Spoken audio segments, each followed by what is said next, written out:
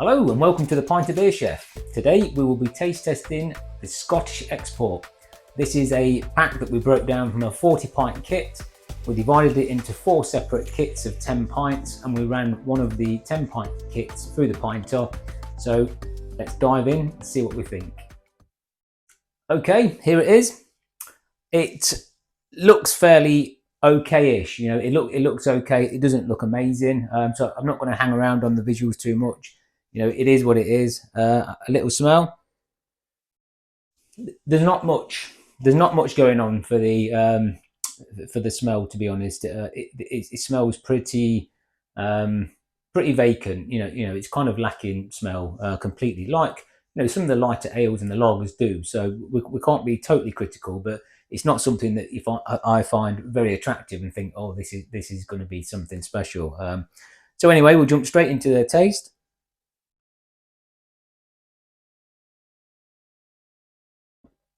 Right, okay. The taste of this is seriously lacking.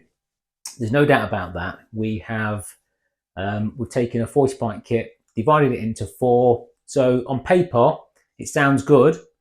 40 pints divided into 4 is 4 times 10. Sounds perfect. But in reality, what we've got here is a Scottish export that tastes pretty washed out to me.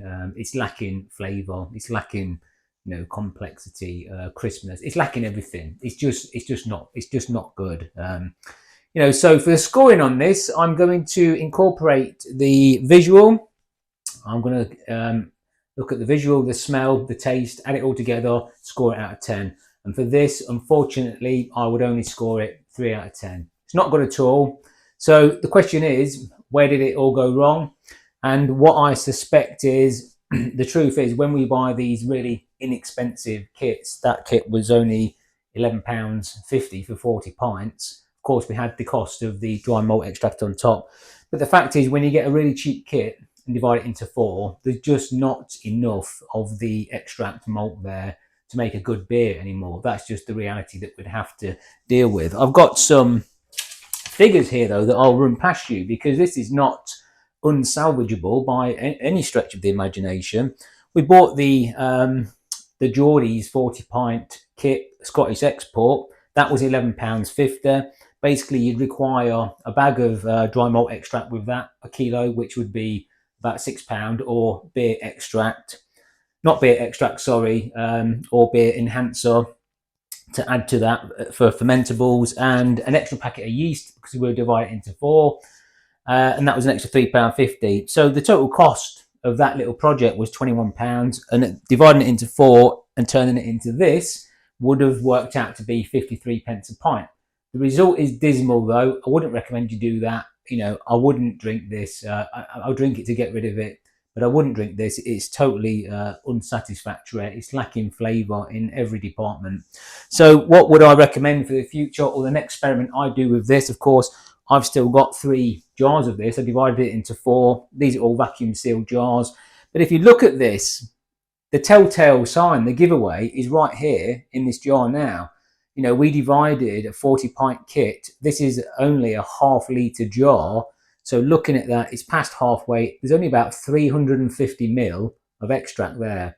So when you think, that's a lesson for the future. If you're dividing any larger kit down, 350 ml as your base extract before you add dry malt or liquid malt or beer enhancer, it's just not enough. We need to be seeing at least 500 ml of extract to get a good result for a 10 pint beer.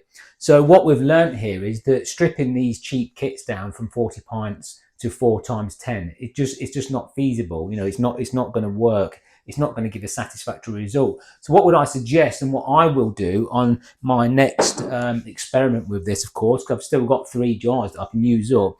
If we were to have split this kit down from 40 pints into 3 kits, so of course now we've got 3 lots of 10 instead of 4, including the extra costs of the kit, the dry malt, and the extra yeast. It still only takes the price point up to 70 pence a pint, which is still great value for money. So in future, that's what I'd recommend. If you get one of these cheap 40 pint kits, I would recommend that you don't break it down into 4 and try and go for 4 times 10.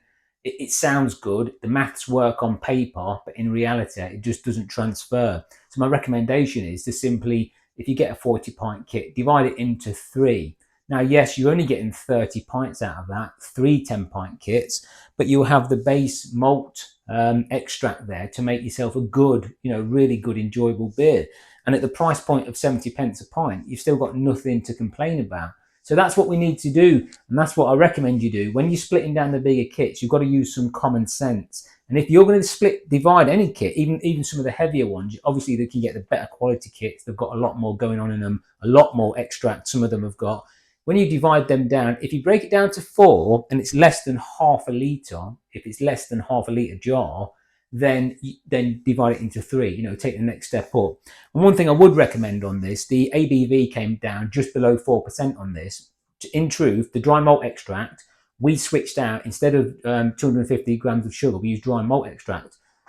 Even that was nowhere near enough to give this enough flavour to make it palatable and to make it enjoyable.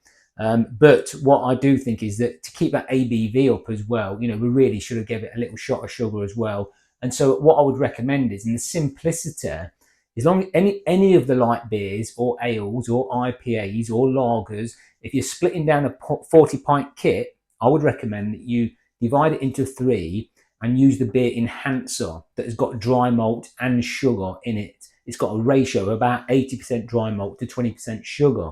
If you don't, you can't really switch out 250 grams of sugar directly for 250 grams of dry malt, because dry malt is only about 90% fermentable on average, and it's the 10% that's non-fermentable or unfermentable that changes the flavour profile of the beer, whereas sugar is 100% fermentable. So if you switch 250 gram of a sugar recipe for dry malt extract, then the chances are the ABV is going to dip.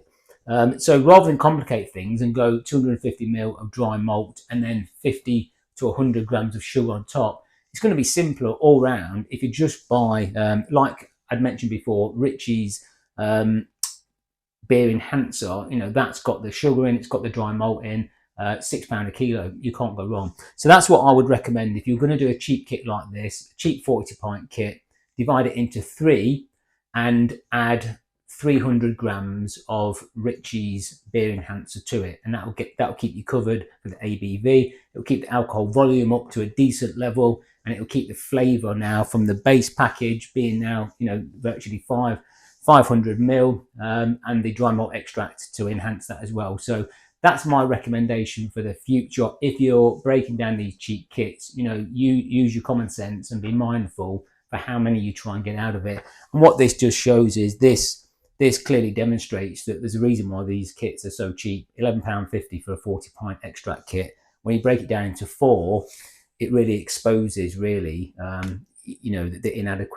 inadequacy of the kit and why it's cheap. That's the cost cut in there. You can see it right with your own eyes. Okay, so that's it for today. I hope you enjoyed it, and I will catch you on the next one.